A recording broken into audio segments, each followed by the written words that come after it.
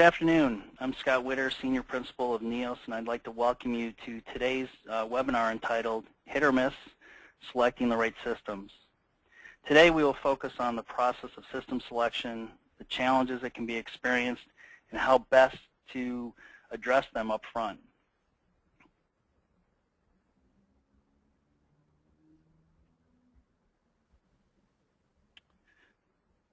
Sorry about that. In today's session, the speakers that I'll be introducing here in a second are going to cover things such as what needs to be addressed before selecting a system, the pitfalls and how to avoid them, those folks that need to be involved to ensure success in the selection process, and then at the end we want to leave time to address audience questions. But before we get started, I'd like to introduce our speakers. First is Karen Chamberlain, Senior Vice President and CEO of Western and Southern Financial Group. Karen has over 25 years of experience in IT, developing and balanced strategic market and operational priorities, supporting wealth management and property casualty business. And Stephen Lay, who's a managing consultant at NEOS. Steve also has 25 years of experience in the insurance industry and has been helping to develop ways to increase business value through various technologies. He's worked primarily in the life and annuity products, bridging the gap between IT and operations. So let's get started. Karen, what needs to be addressed before selecting a system? Good morning, Scott. Good morning, everyone. You know, I think the thing that most organizations need to understand first is what are they trying to do? You know, what are the desired capabilities that they need? Have they understood what problems they're trying to solve? And I think focusing on capabilities versus solutions becomes paramount, because you need to understand whether your processes are working properly. Do you have the right sets of capabilities for the organization and for the outcome that you're trying to solve for before you select a solution, because you don't want to overclub the solution because you really don't understand you know, what outcome you're trying to get. So completing your fact-finding, doing much of that due diligence and process work, I think, before you go down the path of looking at a vendor, and always keeping in mind and in focus, you know, the desired outcome, because if you're not testing against that outcome, you're liable to, you know, either include or not include the right things that you want to select a system for. So, and then the last thing I'd say is really factoring in everything that you need to think about with an environment. Many times when you start a process of looking at different solutions or systems, there's either a focus just on business process and functions versus also looking at what your non-functional needs are. Thanks, Karen. Steve, I'll direct the same question to you. Yeah, so I agree with what Karen was saying.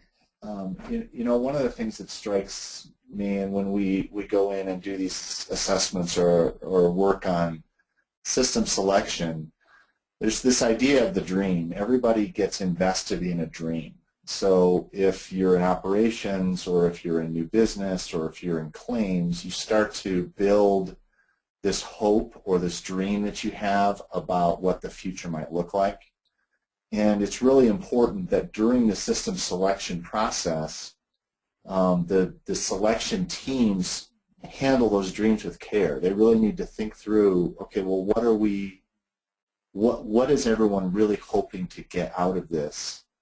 And how do we make sure that that gets delivered? That it gets selected and then it gets delivered. So that whole idea of managing expectations right from the get-go, and even document what that dream is. What are the objectives of each of the stakeholders when it comes to system selection?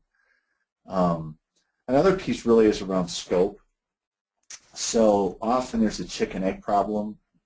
Companies generally don't know what it is they want to replace necessarily, and they're afraid to say, well, we want to replace new business, electronic underwriting, policy admin, workflow, forms, electronic policy delivery. But then they go out and see what's available in the marketplace, and what they find is that there are separate solutions for each of those. Or they may find that a solution provider extends what they want. So there's really a back and forth between the scope along the way to say, okay, well, what's available, what's possible, what's included in the package, and what's extra, and that will help inform what needs to be replaced. But it's important for selection teams to understand that that scope needs to be managed and controlled, but there's a back and forth, so there's some fluidity in terms of that scope management. And then when you look at system selection versus execution, it's really important that you don't necessarily blend those, so you're aware that you're through selection when you start execution. We were with a client recently, and they're really still in the selection process, even though in everybody's mind they've already moved on to execution. So they're talking about selection criteria, but again, they really are in execution. So once that decision's made, it's really important that that becomes public and known. And then finally, this idea of lenses is really critical. So it's not just a functional comparison, but when you're doing that selection, you're looking through a variety of lenses, and those lenses might be things like customer service centricity, they might be the amount of implementation disruption, it might be around deployment competency, innovation, speed to market, system agility, to really look at each vendor and each solution within the context of those lenses to get a comprehensive picture and not just say, well, functionally these guys meet all the requirements, so we're good to go.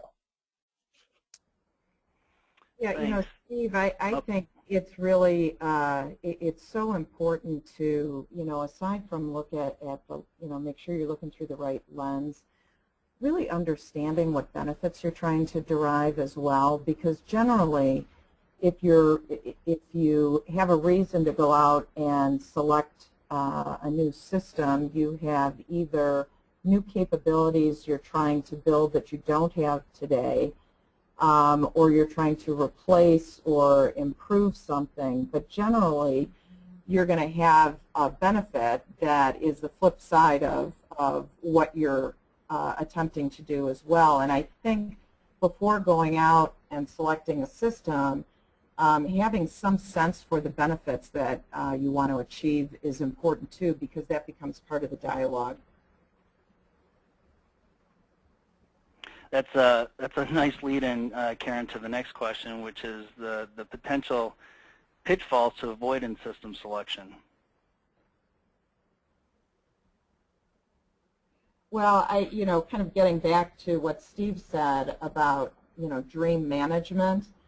You know, when you are looking at, you know, whatever RFPs you've sent out, generally you'll see some, you know, vendors that are able to provide you, you know, everything you want and then some, and others that may not have the holistic view that you're looking for. But I think you have to try to not fall in love with either the presentation and the people that are doing the presentation along with what the system can provide, so that you can keep that level of objectivity as you move through, really understanding what all of those functional and non-functional capabilities are that are within a system, because you can overclub and potentially blindly select the Mercedes-Benz, if you will, instead of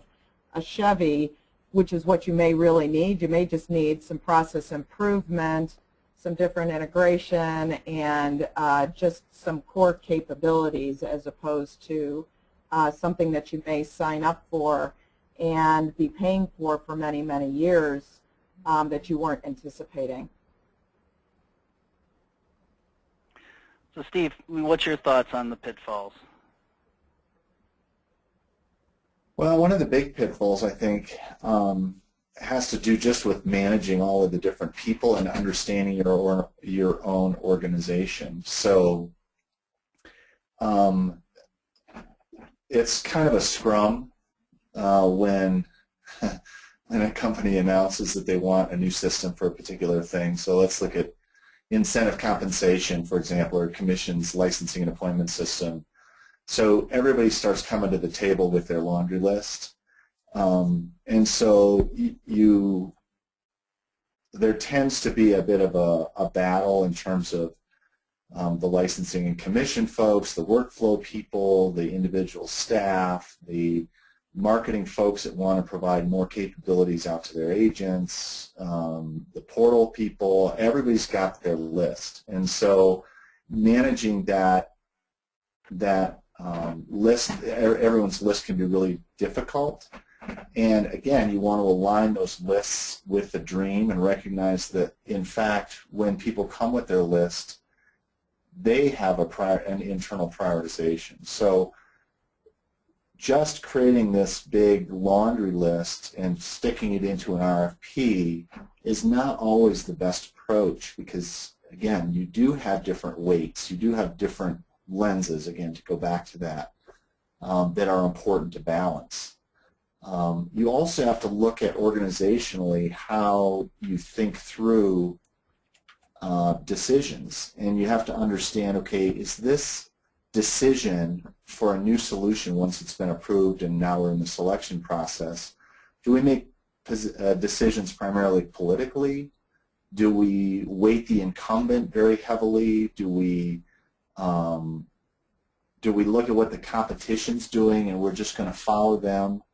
Or are we really fact-based in how we make decisions? And it's I think, vitally important to recognize that a fact-based approach is vital, but also recognizing that sometimes facts don't sway decision makers like some of those other characteristics. So what happens is politically solutions are forced too soon. So there's this falling in love, as Karen mentioned, this falling in love with a particular vendor or a particular solution. And that might be really appropriate. So when the workflow team, the licensing and appointment team, for example, see that ICM solution, they immediately fall in love with it because they see how great it's going to make their work, or they're going to get new data, or they're going to be able to manage their workflows better. Well, that's really important, but they don't see what marketing needs, or they don't see what the agents need. So to be able to prioritize that and really wait until all the facts are gathered before making a final determination, a final decision. And then it's also important that the RFP actually creates differentiation. So, you know, when we work with clients, we often see that they're asking the question, do you support? Well, do you support is a pretty vague question. You really need to ask questions like, is this supported out of the box? Is it supported out of the box with some configuration? Is it going to be supported out of the box with a new release? Could it be supported or could it be supported with code customization? Could it be supported with a partnership or another module that maybe that vendor has?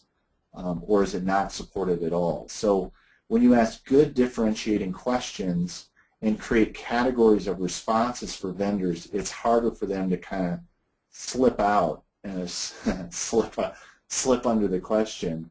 And you can pin them down a bit more and actually validate their responses. And ultimately, it just gives you a much clearer picture of which vendor does what and what your implementation is actually going to look like.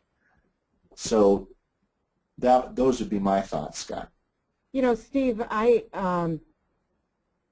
think that there's some really important things in what you said too, because you know, something that I've seen in, you know, back in the days of, you know, you bought a system, you hosted it internally, you updated it yourself. You know, that's not the way things are today. And, you know, I've had situations where we've done RFPs and, you know, people have really gone as far as they're pretty sure they've chosen what the right solution is. And then they really start digging into the costs of that solution and hadn't really considered the fact that it's a SaaS system and, you know, that there's $1 million of added cost every single year just for licensing, let's say, or maybe not really understanding what was embedded in that annual cost and what they would get for that. And I think having those very targeted, specific questions are very, very important, because you may make a choice to engage with someone and not necessarily completely understand, you know, what are embedded costs that you didn't necessarily see. The other thing is that, you know, sponsorship is very important, because the sponsors are going to help their teams work through what that prioritization should look like and how much do we want to include in the RFP to start with, so that you really can begin to bifurcate what's core to what your business case is versus what are, you know, nice to haves or things that are stretches that would enable some other strategic capabilities longer term. So Karen, I'm curious, as you talk about sponsorship a little bit, are there ways to know when a project is not getting the kind of sponsorship that it needs? Are there things that you watch for, or you can see in a system selection process, or even in the implementation, where you identify this is already breaking down even this early in the process? Are there some symptoms that you watch for? Certainly. You know, one is I'll just say the physical engagement. Do I see the sponsor engaging in the way that I believe, you know, they should be, which is they have a core understanding of what objectives they have for the project itself. They can articulate it. They know what they're looking for and have vetted that, you know, with the team. There are times that, you know, sometimes sponsors will hand it over. They'll do that. They'll hand it over to the team and then become hands-off.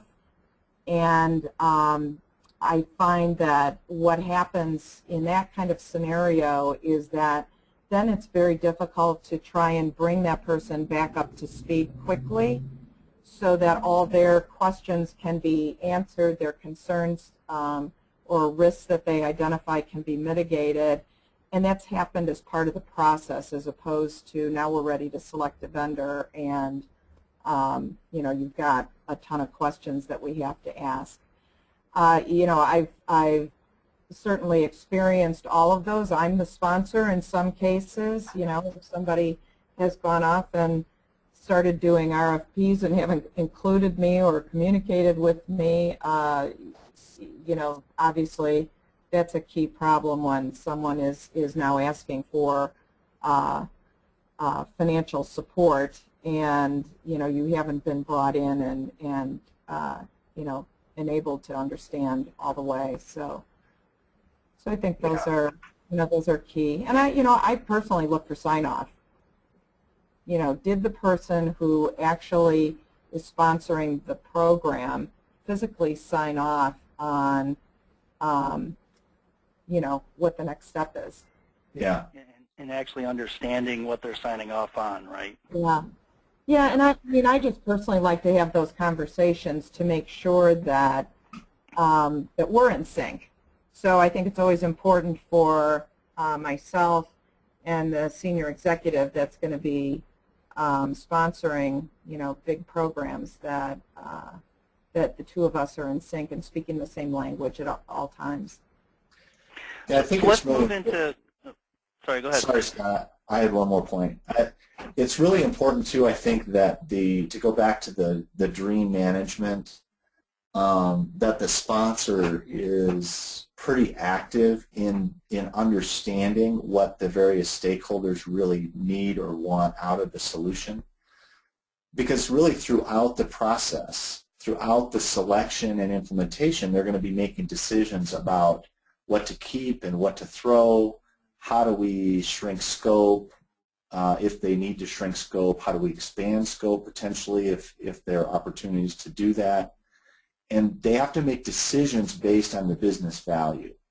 So when the sponsor is disengaged, then they really they forget or they never understand the true business value. And as the sponsor makes those decisions along the way, they have to make it with the business value in view. Otherwise, the whole team gets bogged down into details and they make sort of pragmatic decisions rather than strategic value-based decisions. And so I think it's really important to pay attention to the sponsor and make sure that sponsor is engaged early on and really understands at a pretty deep level the business value the solution is intended to deliver. Yeah, and I think that gets into the whole, cost to benefit evaluation and your business case going in, because most of us today that are going to sponsor anything of substance are going to be expected to yield some benefit for the capital investment that's going to be made. Yeah, yeah. So let's talk about the people or who needs to be involved to ensure success. We've hit on the sponsor, but definitely there's more players that need to be actively engaged. So Karen, if you can share some of your thoughts on who outside of the sponsor also needs to be properly engaged.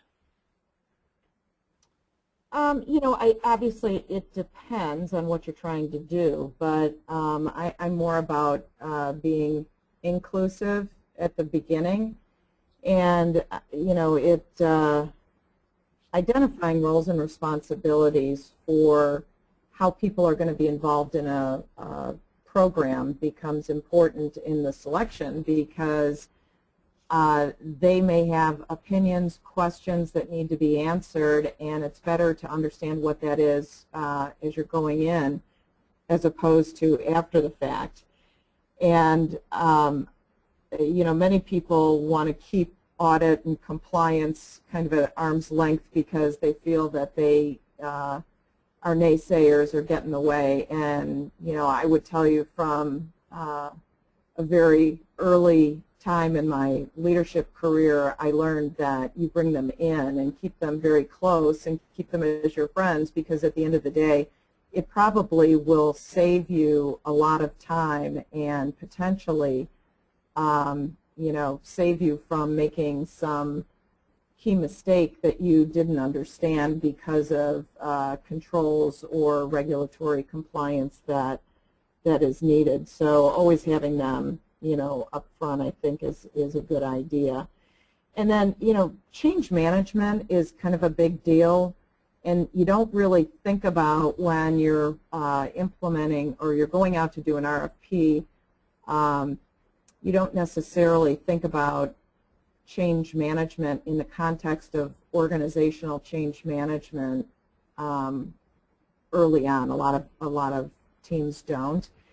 And I think at a minimum, doing some kind of a stakeholder analysis of what is this program going to do, what is this system going to enable, who's going to be a stakeholder throughout the program, either in terms of the implementation and or once it's in production, to best enable what are all the questions that we need to be thinking about. And even though you don't necessarily want to have the laundry list of 500 questions, it's actually helpful to weed through that at the beginning. And I think Steve talked about that a little bit.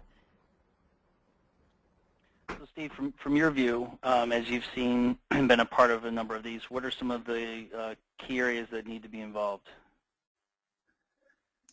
Well, I mean, certainly everyone that will be impacted by the system needs to be involved. So, you know, if we're looking at, say, a claim system, it would be the, if agents are going to use it, you'd have an agent representative, you'd certainly have your workflow people, your managers who are going to get additional data potentially on the claims process and how well it's going and where are things being held up. So anyone that touches it from a business perspective should have some active involvement. But it requires some management too, and so that the second point there, that formal roles get misaligned with informal ones, what we see almost universally is that a project team starts to build its own culture. So you see folks that maybe are relatively low level within the organization taking a more leadership role within the team and may have a louder voice or may get more influence. And so while in one sense that's a great opportunity for them, in another sense it really does need to be managed. So those that have a formal leadership, so those project sponsors are maybe higher up on the organizational chart, they really do need to step up and take the kind of leadership so that everyone is represented fairly and not just the loudest voice gets more of what they want. So it's a bit of a balancing act, and managing those personalities can be sometimes a bit of a challenge.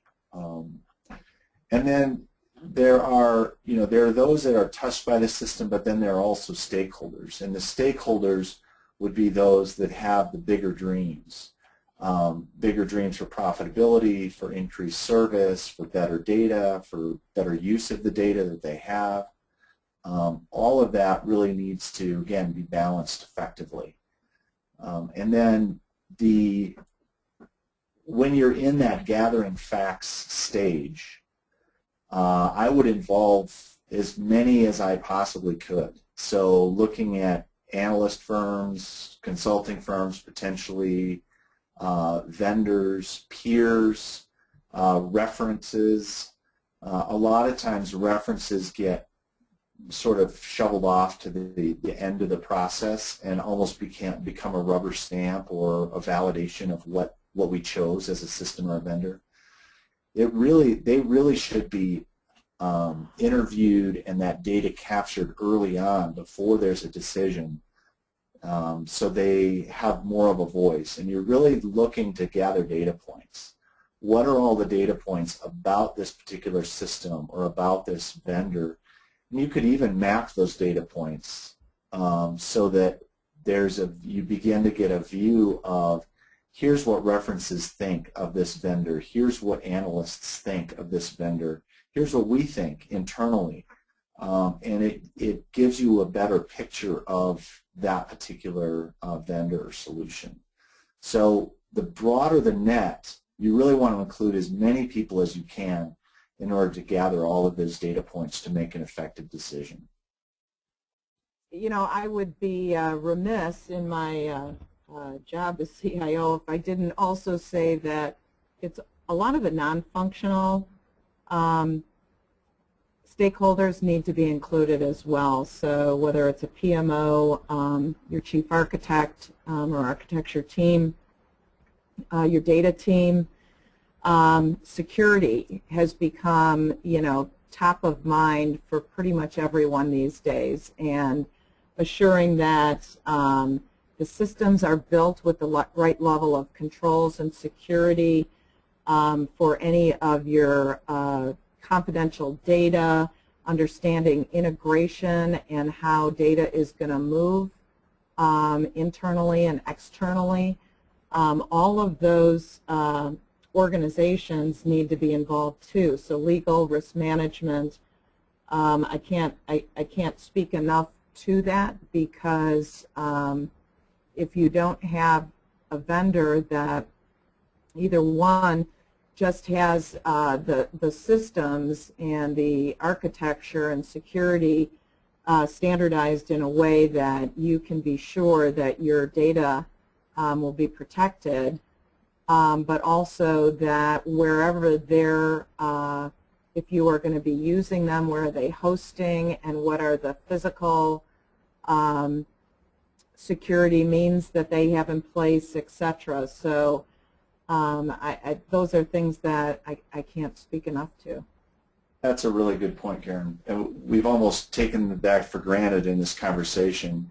And usually what we see is that IT has generally a strong voice, and they're maybe a bit more on the ball in terms of knowing what questions to ask and knowing what they want. So that's a really good point. They definitely need to be, IT definitely needs to be involved in an active voice.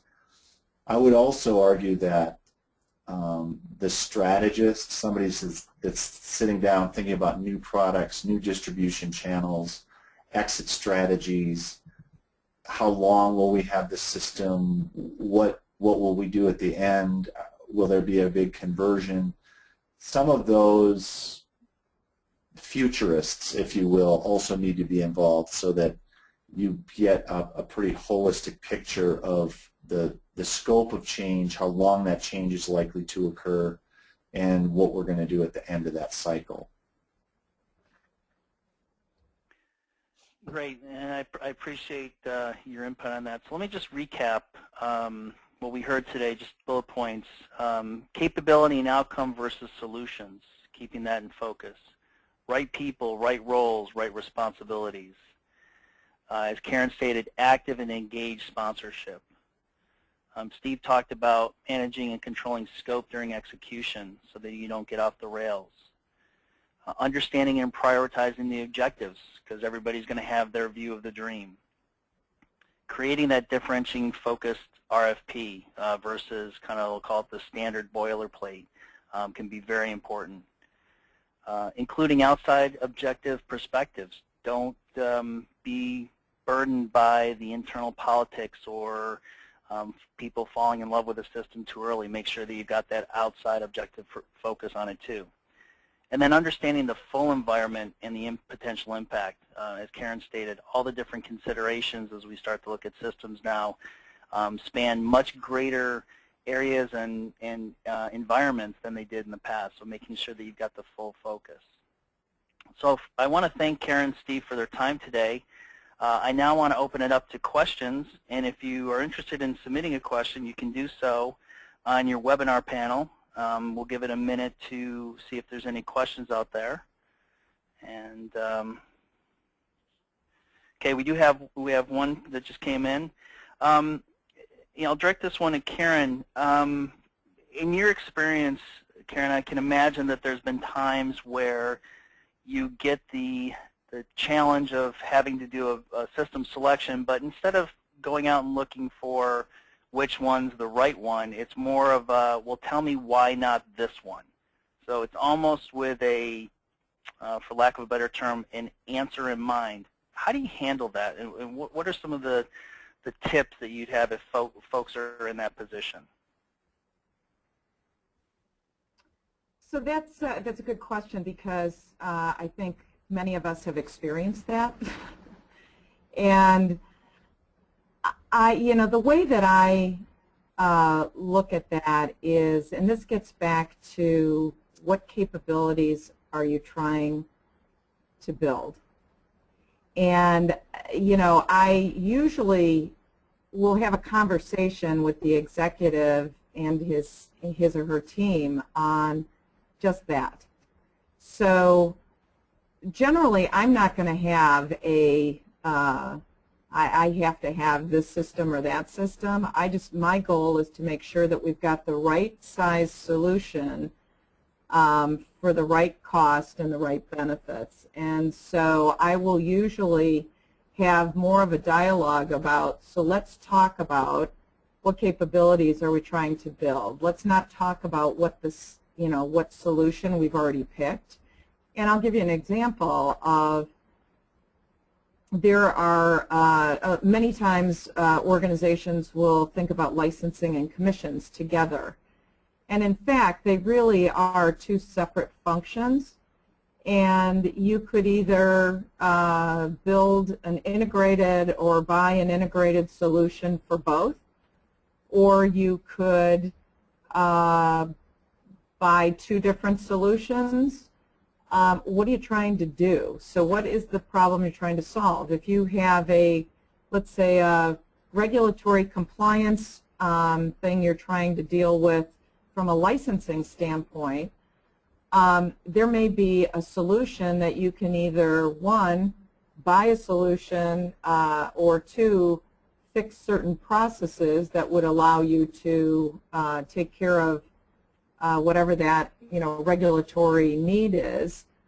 Or in a situation I've seen is you go out and do a RFP that's not terribly differentiated, and you end up with a vendor who has a very slick, sophisticated licensing and commission system. And you can't buy one or the other. You have to buy the whole thing. So what is it you're trying to do? Are you trying to just solve for your licensing issue?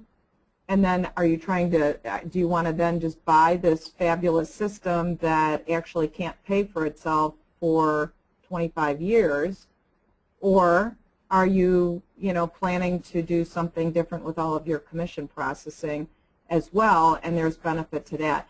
And I think you can get into a really rich dialogue about, the business case, as opposed to get bogged down in why a system selection is good, bad, or indifferent. I would say, and I'm glad Karen got to answer that one first, so I got a chance to think about it. But I think that question comes out of two places. It comes out of my vantage point. So when you hear it from someone, say in operations, they're saying, hey, we saw a demo of this other system and it's really great from an operations perspective. And since that's all I really care about, I'm good with it. So it tends to be from a very narrow vantage point. And when you're responding to that person, I think an appropriate response would be, look, we need to look across the organization and say, instead of why not that system, why that system? Or why not this one? You need to answer the question why for the whole organization. So it tends to come out of a narrow vantage point. It also tends to come out of, this is a comparison of this is what we do today. And so, if you picture your current state and this new vendor is marginally better than that current state, and you're like, well, that would be great, right? It would move us forward. But the goal of a system selection is to see what's possible and then to come back and say, okay, how does that align to our needs and our budgets? So there could certainly be something out there that would leapfrog significantly what you already have in place, and what maybe this why not system might introduce for the same money or for less money, and really allow you to move in a strategic direction rather than just a narrow tactical direction. I think that's a great point. Great, thanks. We have time for one more question. Steve, I'm going to direct this one to you. You talked about differentiating RFPs. How do you vet out the boilerplate or canned vendor answers to really understand the trueness of their statement or what's really behind it? How do you go about that? Yeah, so the first thing is you want to make sure that there's a response that's kind of in the sweet spot. It's not a yes or a no, or in the next release, something really short and sweet, and it's not the half-page response that maybe came out of their brochure or off their website or whatever. You're really looking at asking the kinds of questions that are good, short answer, 500-character kinds of responses. And what you're looking for there is the differentiating what's differentiating in the response. Generally, and when we help companies with RFPs, we encourage them to do this. Lay out the target, so describe at the beginning of the RFP, this is what we care about. Now, there's a bit of a fine line there. You don't want to tip your hand too much, but it's a little like going and buying a car and saying, well, I'm not going to tell you what I really want, and you have to guess. Well, you're not going to get a very good, your salesperson's not going to be able to help you very much in that scenario. So you want to give them criteria and encourage them to sell on every question. So you want them to sell you on their response for every question. And so again, in the instructions, I would include something like, when you respond, talk about what you're doing today, what you're doing in the future, what's differentiating about your answer or your solution. So I would really invite that, but I would also discourage them from just attaching a bunch of documentation and saying, hey, it's all in the documentation, just read through it, because that's very difficult to score, and those vendors are not going to score nearly as well.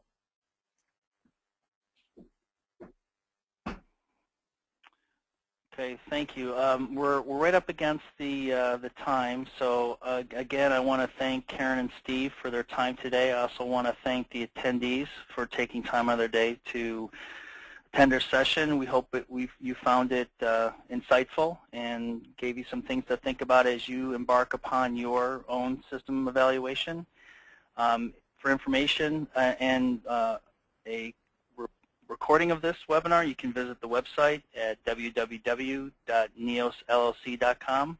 I want to thank everybody and wish everybody happy holidays. Thank you.